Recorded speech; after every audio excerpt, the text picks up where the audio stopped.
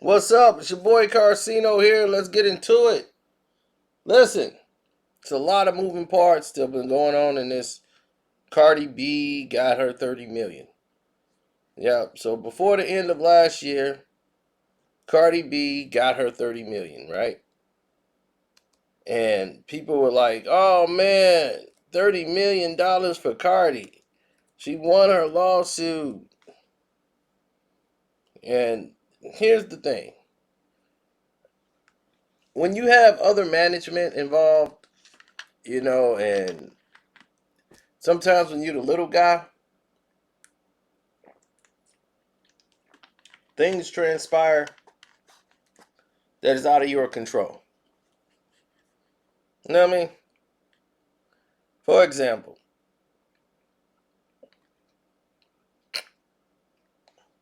Cardi B was marketable. She's not the greatest rapper in the world. She made one album and she made a couple of singles after that. And people want to know why her album didn't come out and everything else. She had to switch management. He was suing, and a legal battle ensued. A judge dismissed her case because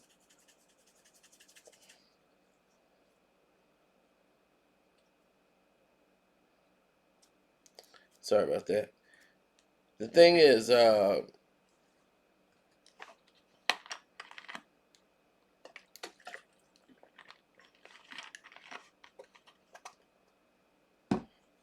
now the reason that all of these things was happening is because World Star Marketing Group that manages her and what's his name, Kilford, Raphael, or whatever her former manager, and his marketing group who was managing her, um, they decided it was going to be in their best interest if they Kennard or something like that. Clenard, I don't know. They call him Shaft. That's all I can tell you. Now, the whole thing was pinned on him.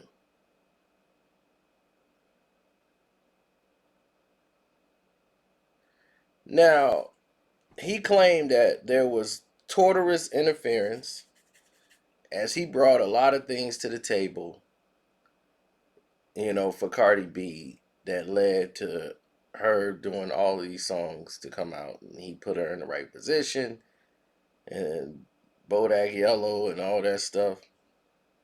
He he was there for the rise. He was part of it and all that stuff. And she breached her contract, and he lost out on over $10 million plus damages. So her former manager and Cardi, they put it all to the side when she signed with Quality Control,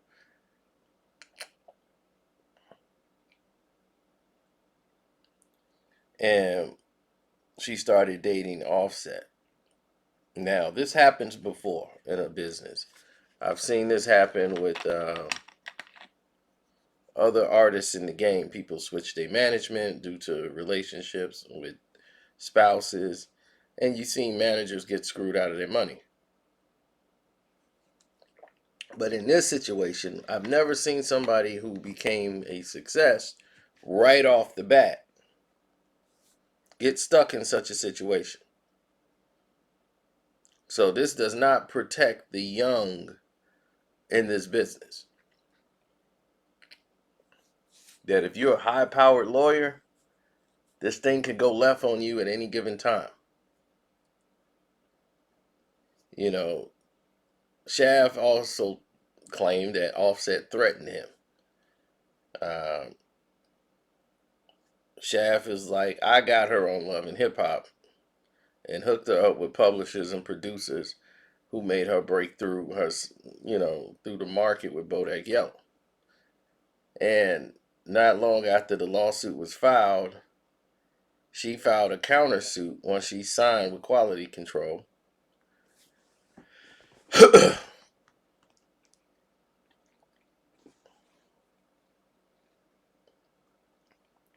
because Shaft was asking for too much money. Now, the situation gets even more weirder because she claims Shaft breached the contract by taking bigger cuts of his earnings illegally and neglected to provide reports that were accurate to her about her money. Now, all of this came to a head because Cardi was getting ready to drop. I mean, this was right when she was finna drop her sophomore album. She had all these songs done and produced, and it all had to die. Features, everything. It had to die out. And she could not put out an album.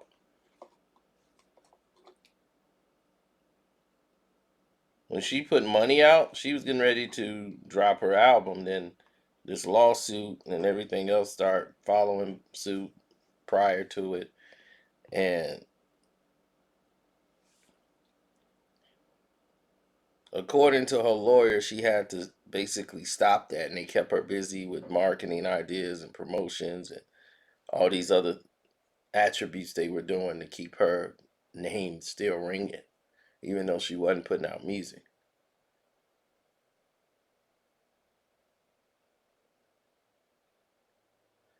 So on Christmas Eve, all Cardi's money and earnings that she had grossed was 32 million. It was sitting in an account, an escrow account that she couldn't touch. But the judge did something amazing. Here's what the judge did. The judge actually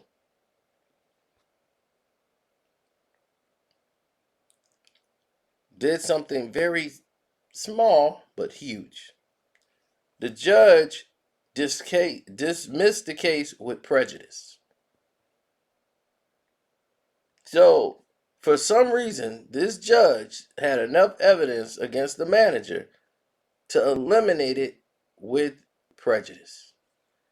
Now, when you're a small producer in the game and you know what's been happening with the business, there's a lot of things that can go over in this business that is not, for the public eye.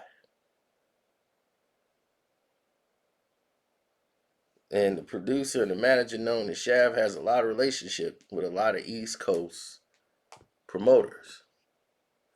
I mean, not promoters, but producers. And a lot of people that were around helped building Cardi up. Cardi basically transitioned from the East Coast to Atlanta and was working out of there. Now that's going to be her central hub, not New York, where she built herself up. Now, the two people that was involved in this game that helped her get on a song with Lil Nas X. It was a song called Rodeo. Y'all remember that song, Rodeo, with Lil Nas X and Cardi B?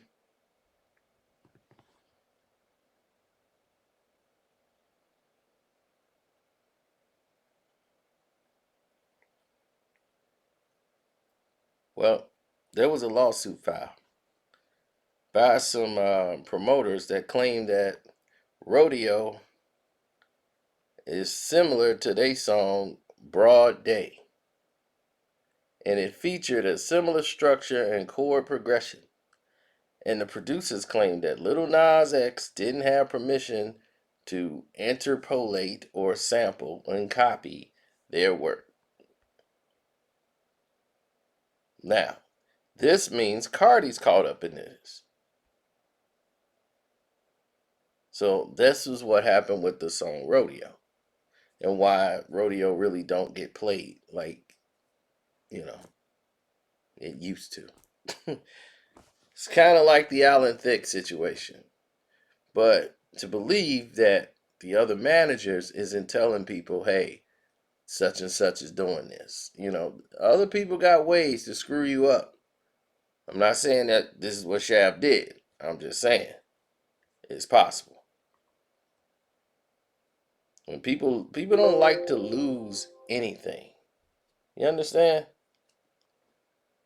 People don't like to lose anything. And they will do anything to keep from having to give up something. Now, there's another instance that took place where Offset was supposedly defending Cardi. Well, allegedly, Shaft had leaked to the public that there was a promotional piece, a love and hip hop piece being played out in front of the general public's eyes when they decided on the in their best interest that they were going to play out a breakup using the public. Instead of putting it on a network television show, they were going to live it out through social media and in the real life. Offset came on stage. They set up these props with flowers and Cardi like liking the flowers and walking off. And this was supposed to enhance their brand.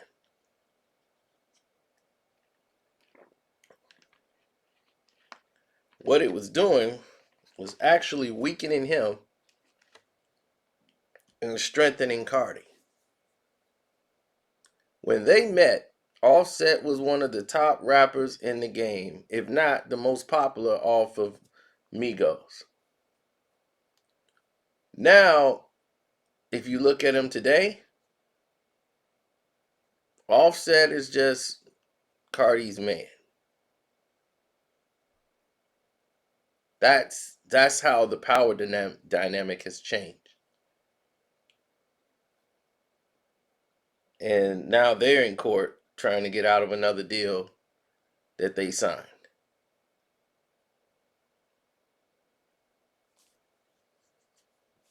This is how this is unfair to some of the artists, but it's like this is the business. It's bad, but it's real.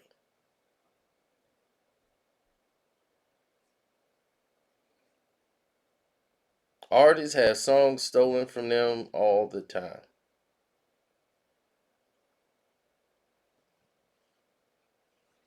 I remember they had Lady Gaga. She had A Star Is Born and Shallow and all that stuff.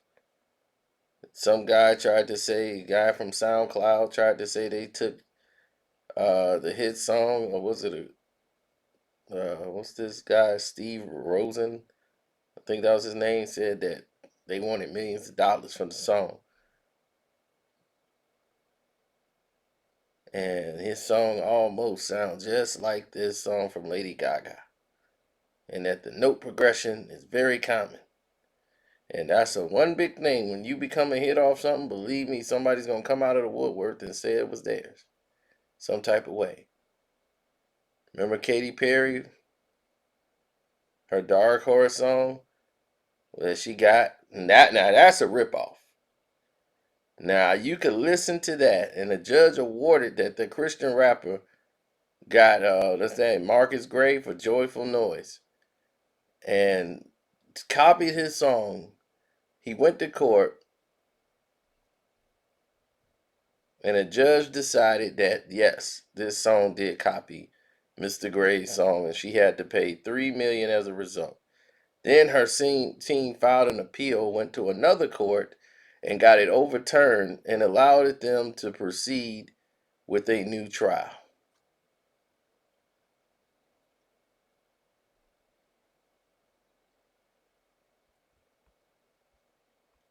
And now Katy Perry and her team don't have to pay a dime. It's all about the power, who you know, the corruption, and they can bend the law how they please.